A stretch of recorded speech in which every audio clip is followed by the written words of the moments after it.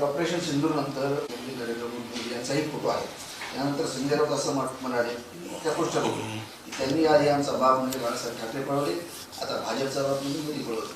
संजय राऊतचा बाप नेमका कोणता आहे हेच कळायला मार्ग नाही.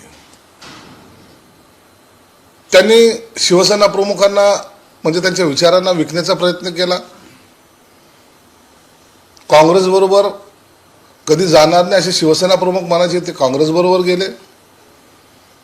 म्हणजे बाप बदलायचा जो काही प्रयत्न केला त्यांनी पहिल्यांदा, तो शरद पवारला बाप मानायला लागले. शरद पवारला बाप मानायला लागले. शरद पवारने कंबरडात लाथ घातली.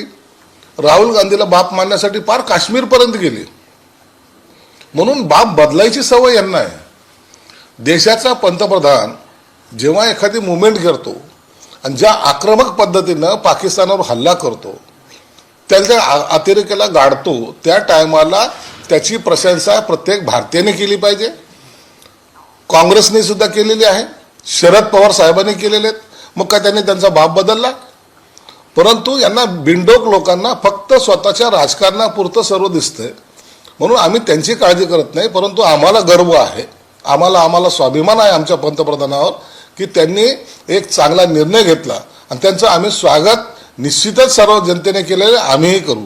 म्हणून यांच्या बोलण्यांनी काही राजकारणात फरक पडत नाही, परंतु बाप बदलायची सवय त्यांना आहे.